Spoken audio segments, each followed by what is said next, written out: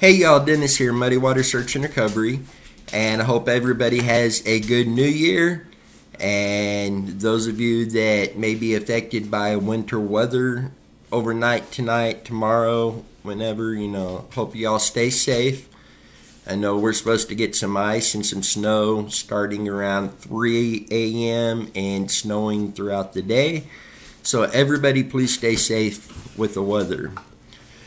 I mentioned we're going to do a mini-series doing a full Randy Leach recap, and this is episode number 1.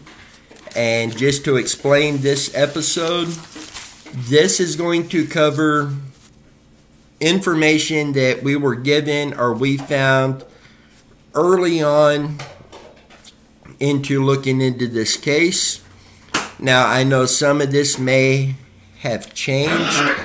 There may be other details that have come in, and we will get to that in our coming up videos. But I wanted to share with you guys what we had starting out on this, because my hopes with this is maybe we're going to see something, maybe one of you are going to see something that is maybe getting overlooked or hasn't been thought of, and together hopefully we could find some answers on this. So while some of this information may have changed through the course of this, this is what we had coming into this with our initial beginning on this case. So Randy Leach, missing from Linwood, Kansas, since April 15th of 1988. He was last seen at a pre-graduation party at the Irwin residence on 166th Street. He was driving his mother's car, a 1985 gray Dodge sedan 600 four-door, license plate number LVJ 8721. Randy did not have a history of disappearing. According to his family, he was rarely ever late getting home before curfew. There's many different theories that have come up in this case. Some include corruption, satanic cult, drugs, a fight over a girl, an accident, that he up and run away, that he was murdered, he's underwater, he's buried. And we will be going over every bit of these, some in this episode, some in the episodes that will be coming out. But there are definitely a lot of rabbit holes in this case. One thing that I have found over time, a lot of these rabbit holes are all leading back to basically one area.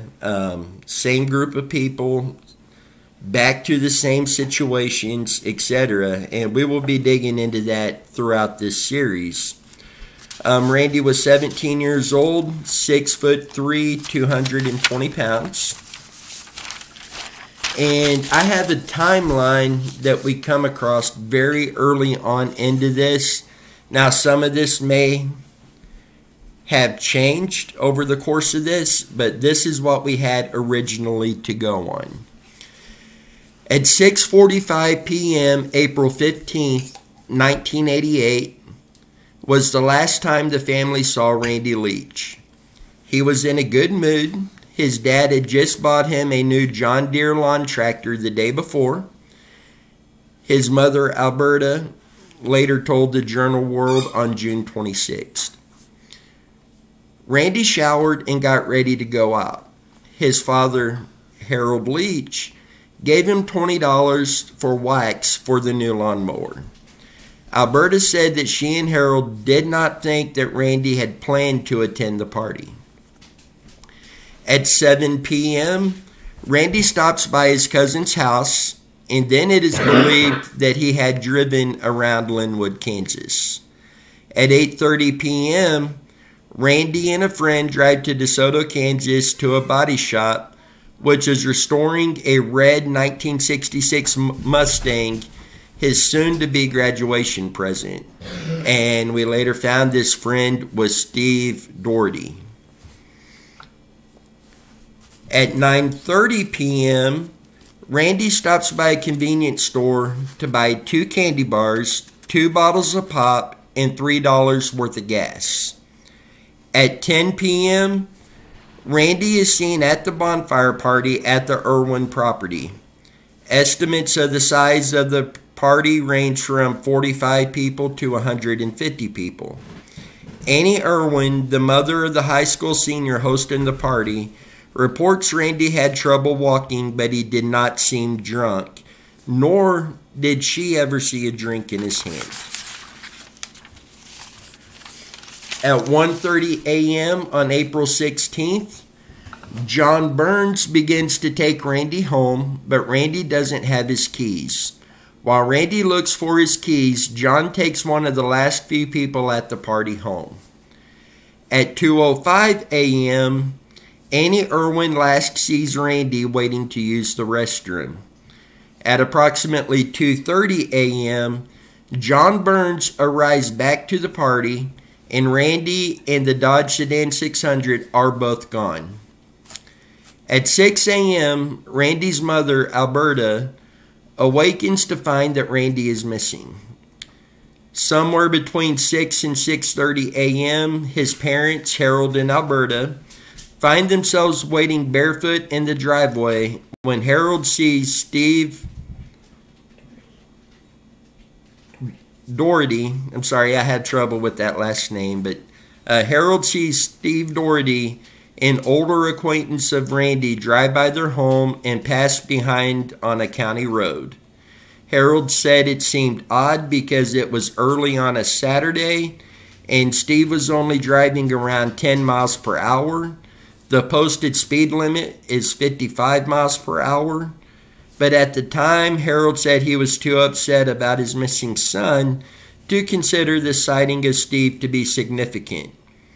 He later learned that Steve was among the last to have seen Randy. At 7 a.m., Alberta's brother, Richard Rose, who at the time was an officer with the Lawrence Police Department, arrives at the Irwin farm. He told the World Journal in 1998 that nobody would do a thing to help me. The ground was swept and raked and everything put away. No cups or cans. You couldn't even have told that a party was there.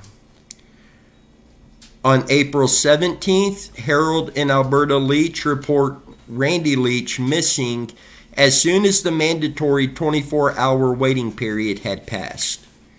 On April 18th, police seek information on 6'2", 220-pound, 17-year-old white male with blue eyes, brown hair, and has a mole on his left earlobe. Last seen wearing a blue t-shirt, blue jeans, and white tennis shoes, driving a 1985 Dodge 600 four-door gray in color.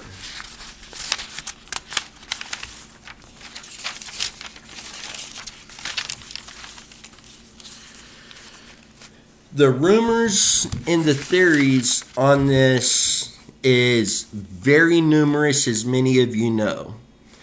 And what gets frustrating is it seems that there are some people out there who misinterpret a theory for a fact. Again, a theory is a thought or an idea that I may have a theory that I think this may have happened, but I don't have facts that actually backs it up. So the thought without any facts is just a theory. A fact means you have actual evidence that can prove what that at the time theory turning into fact, it backs it up. It proves it. And a lot of people misinterpret that, I believe. To the point, I've seen some people with some theories that, this may have happened, but if you question it or you disagree, you're the bad person, you're wrong, you're starting trouble because you don't agree with them. This is why I don't like sharing my theories publicly, is because without fact, it's just a theory.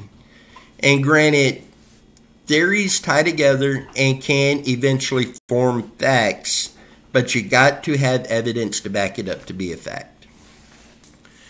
And some of the theories going around involve satanic activity. There's people who were seen with satanic Bibles. The whole ceremonies, I guess you would say, around the fire, all of that stuff. All that theory is there. The theory that Randy was sacrificed by a satanic cult.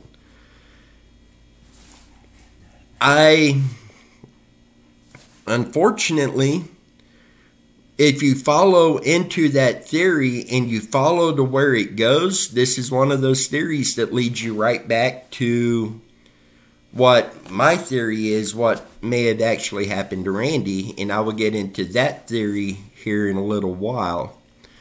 But then there's the theories of the drug scene. People in the area, the circles, admitted to using drugs. The drug scene, I believe, was very real. You have the theory that mob may be involved. One of the theories is Randy started dating a girl, wanted to get her out of the drug scene. She wanted out. So Randy threatened the dealers and runners, etc. in the area, and so they had to eliminate him, so to speak. That's one of the many theories on that. And honestly, I'm not seeing things line up exactly like that.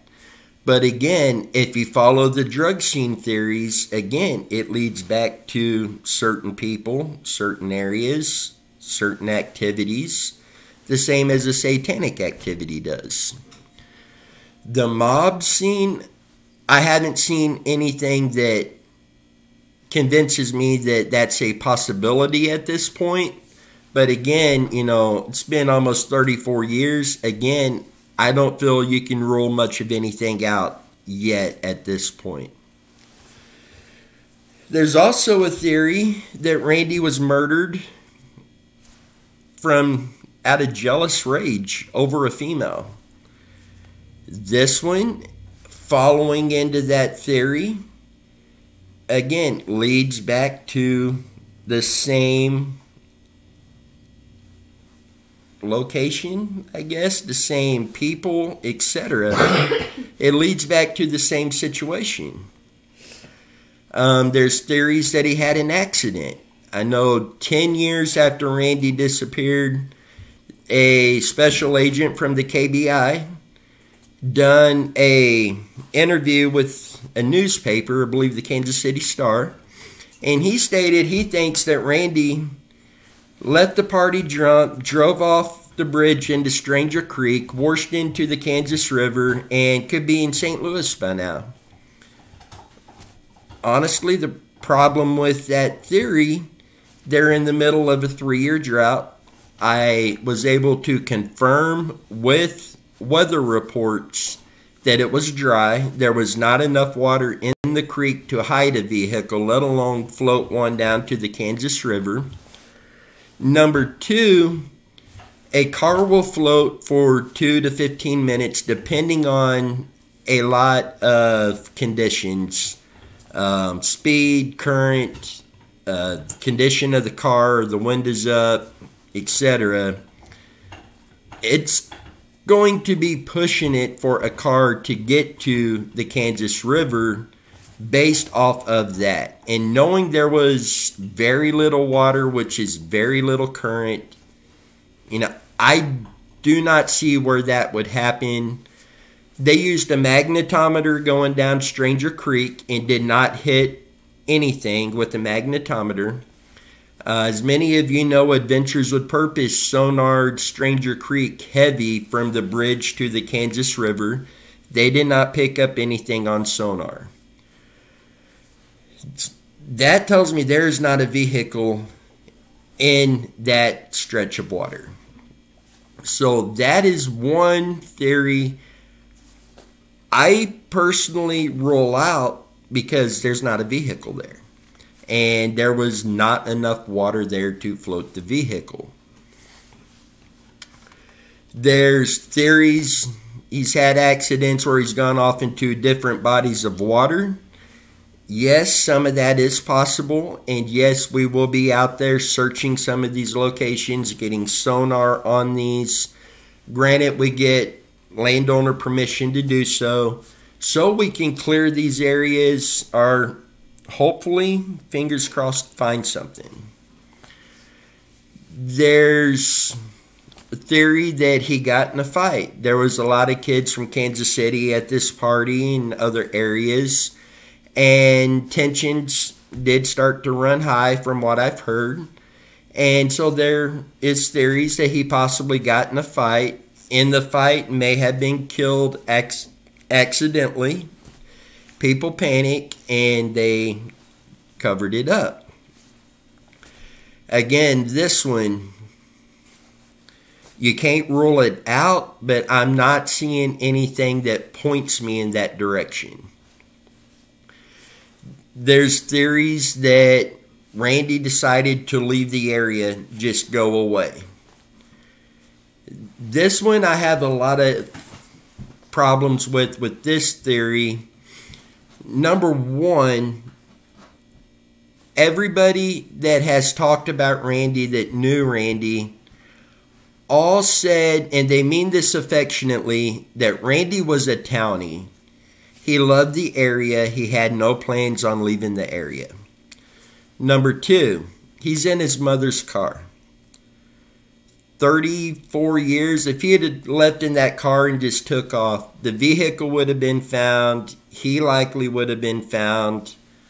So I don't believe he ran away on his own accord like that. Then there's theories that Harold was actually involved in Randy's disappearance. This is the one theory, for me personally, I don't believe. Some people say you're too close to the family to be open to the idea. That's not true either. I actually have not been in contact with Alberta since, I believe, back in August. Highest respect for Alberta. My heart goes out to her. She is a very sweet, wonderful lady.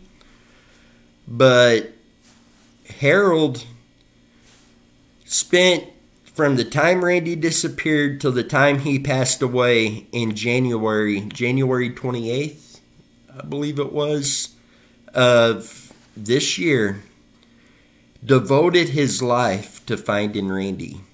He hired private investigators. He took a polygraph and passed it. He had cadaver dogs all on his property. That was the staging area for the cadaver dogs while they were in doing the searches. If there was something on that property, the cadaver dogs would have picked it up. Their pond has been considered suspect by some. That pond was actually drained when the dam was repaired. If there was a vehicle there, it would have been seen. So every argument that I have heard from people saying that Harold done this, there is 20 reasons why that wasn't possible for the situation being laid out to have happened. So that is one theory that I am 100% convinced did not happen. Some people will get upset with me on this. I'm sure it will be on Facebook. But, you know, I got to look at what facts are there, and there is nothing that points to Harold on this. And those who do say that he done this or may have done this, they're unable to offer any shred of evidence to point to him doing this. I think the closest I've heard to someone trying is when Harold and Alberta joined Adventures with Purpose on the live feed with Profiling Evil, they started talking about psychics working on the case.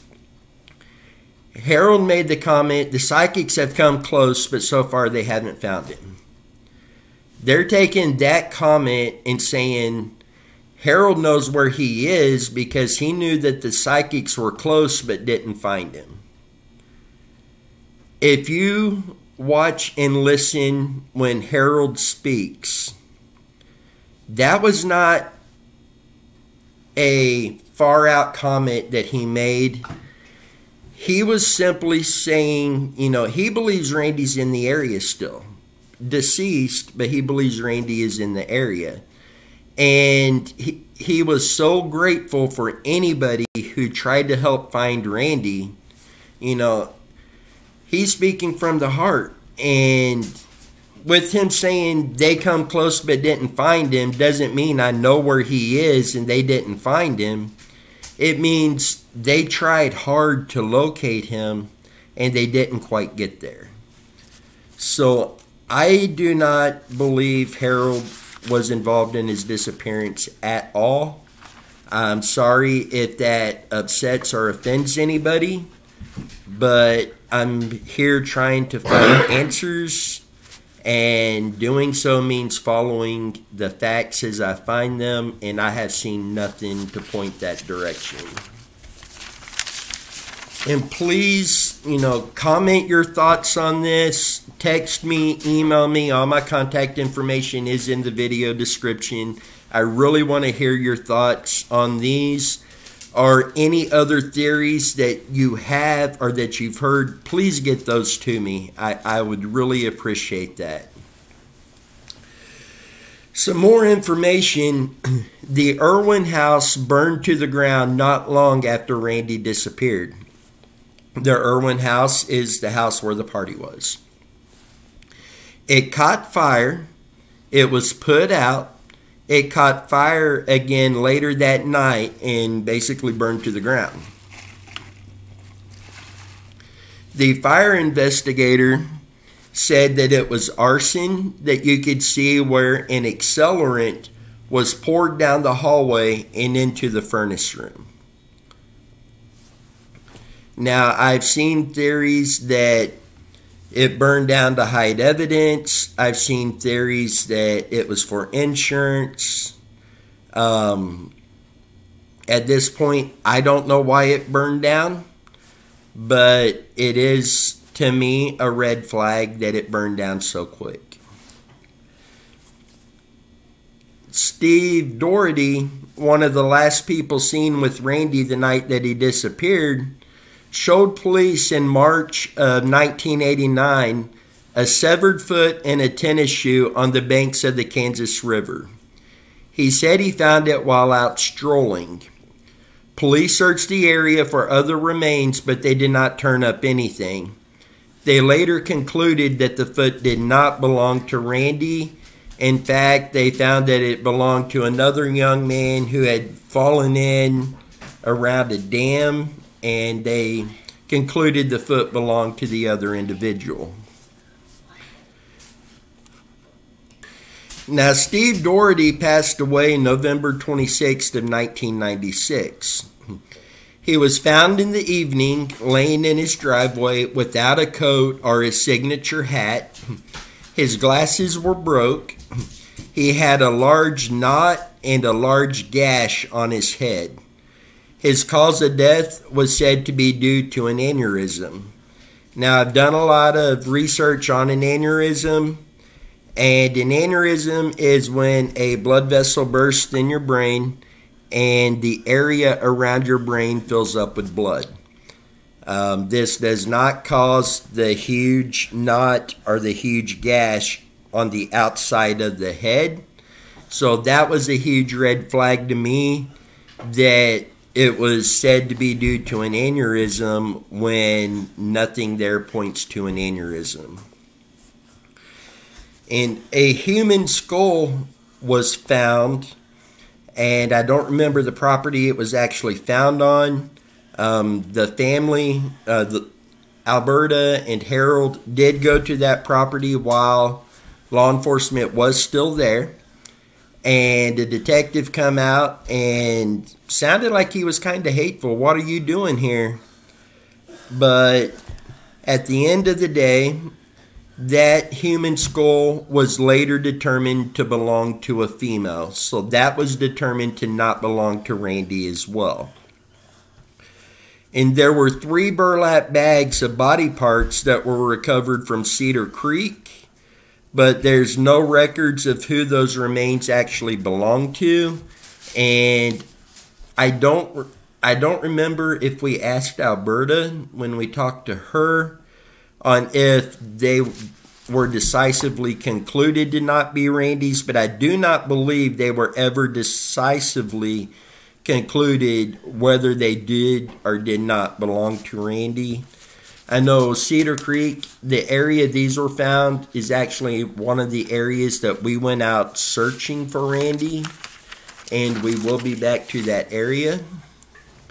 And Megan just let me know that the bags of body parts, it was one of those situations where law enforcement let the family know that they could not release any information on those body parts. So to date, I don't believe it's ever come out officially on who those body parts belong to. Then the Leaches replaced the Dodge 500 that Randy took to the party with the Chrysler LeBaron. It had 40,000 miles on it. Just after they bought it, it caught fire in their backyard. A fire inspector said that a gas line had ruptured, causing fuel to spill and causing the fire. But the Leach family believes it was arson because only the tires were on fire. So that was kind of a flag to me. Was somebody trying to warn the Leaches? Was it a threat? You know, that was very concerning to me. Then, as many of you know, you've heard the name Terry Martin or Lee Harper. We will get into all of that at a later date in a feature video. There is a lot of information to cover there. A Topeka man who volunteered to help the Leaches search for Randy subsequently was found shot to death along with his wife. Topeka ruled it a murder-suicide. However, I've seen reports that both bodies were shot multiple times. So that was kind of a red flag for me as well. It is also unknown when Randy dropped Steve Doherty off, but he allegedly did so before he arrived at the party. There are no witnesses that placed Steve at the party. And again, I know a lot of this information does change as we get into this. This, I believe, is one of them as well, because eventually some people have said that Steve was at the party. But again, I'm just going through with you right now what we had in our first few weeks of looking into this case and what we had to build off of where we're going. And there are conflicting statements regarding Randy's alcohol consumption that night, if any. Some say Randy was seen drinking by peers, and several people have said Randy was drunk, even having a hard time walking.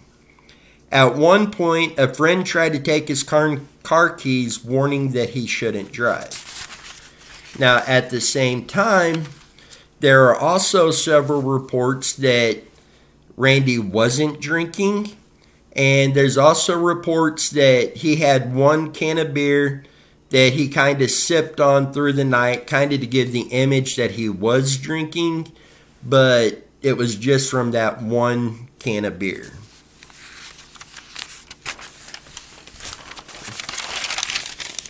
And Randy was very close to his family. He went by a routine daily. He did not get into a lot of trouble. He was always home home before curfew every night, and he seemed to be mentally and emotionally sound. And through this, I have seen nothing that would make me believe that he was not mentally or emotionally sound. It sounded like he had it all together. He was graduating. He wanted to start a little lawn mowing company. His dad just bought him the new lawnmower, the new John Deere. He had this Mustang getting fully restored for his graduation present. So I'm not seeing anything that points to him not being mentally or emotionally sound. A psychic from Florida told Harold to go to Stranger Creek, that he would find what he was looking for. Harold went down to Stranger Creek a few days later, and written in the mud on the bank of Stranger Creek were the words, "Randy was here," in the year, I believe, 1991, was written in the mud there. Randy was also not used to driving the car. He was worried he would mess his mother's car up, so he normally drove the truck. The reason he did not drive the truck that night was the lawnmower was still in back of the truck, so he just went ahead and took the car. And again, going back into the drought, the area was in the second year of a 3-year drought. And here I kind of go back into the special agent saying he drove off into Stranger. I'm sorry, I've got my notes here so I don't leave anything out. And I did get the weather records through the NOAA weather. So that's where I got the weather records to confirm the precipitation levels in that time frame. And I mean, Stranger Creek was sonared very heavy by Adventures with Purpose. I think they've done a tremendous job on that. And others have been out there searching that area. They took the magnetometer down Stranger Creek, and nobody picked up anything from the bridge to the Kansas River. In fact, Adventures with Purpose actually worked their way out into some of the river in that area. And again, they did not pick up a vehicle there.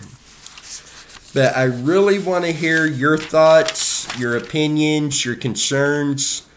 Please comment those, text me, email me. Again, all of my contact information is down in the description.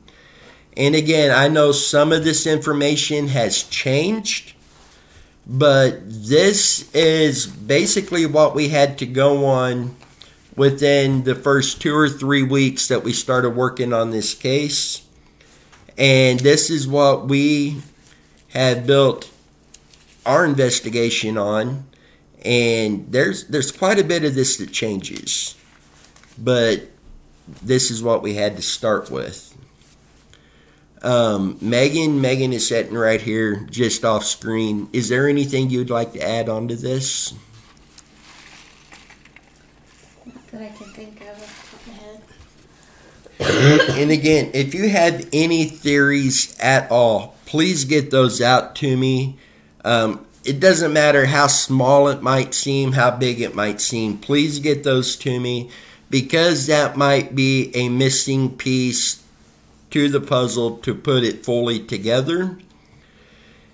And I mentioned that I would kind of get into my theory on this. Going through all the theories that I've seen, that I've heard, that we have actually come up with, looking through those for anything that ties together, etc. My number one theory, and again, just theory, is I believe Randy was killed out of jealous rage. I believe it was likely due to a lady. I believe he was killed on one particular property. I believe his body was buried on a different piece of property, and his car is in a specific area on the Kansas River. I believe there were at least 4 people involved when Randy was killed on a certain piece of property. I believe there were others present at the time. I don't want to get too deep into this at the moment. As this video series continues, it'll get more and more into that. But I don't want to use this to push my theory on any of you. But if my theory is true, then I believe I know the property he was murdered on, the property he's buried on, and a stretch of the Kansas River where the vehicle may be. And if it's true, then I believe I know who would have done it, who would have been responsible for this, etc. When we have our GPR this spring, we will be going out, acquiring permission to do a GPR search in an area with the hopes of finding something. One of these properties at the moment we're kind of tight on. We may have some, well, I don't want to get too deep into that right now either. We don't like sharing where we're going to search or when we're going to be there searching. Number one, just a safety aspect. Number two, we don't want to give somebody a heads up who may have been involved in something, not even just this case, any of the cases. If we say, hey, we're going to be in this location next week, that gives them a week to see this and get out there and move or destroy evidence, etc. So we do try to kind of keep that on the down low. But any move we make, any property we search, we will definitely be filming and sharing that episode with you guys. But, and again, that was just my number one personal theory. I do have some stuff that backs up a lot of this, but at the same time, until something is physically found, it's going to be hard to tie it all in together. But that is something we are working diligently to do.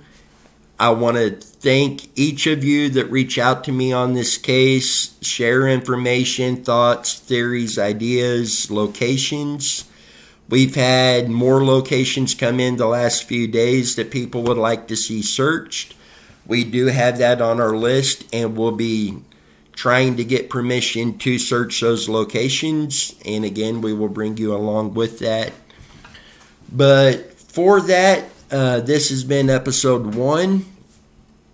Now as we move forward with new episodes, everything is really going to move forward a little bit more rapidly with this. And, you know, please reach out to me. Let me know your thoughts.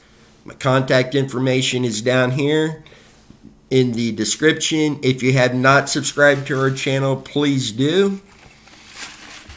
With that, till next time, you guys stay safe, and let's see what we can do to bring Randy home early this coming year.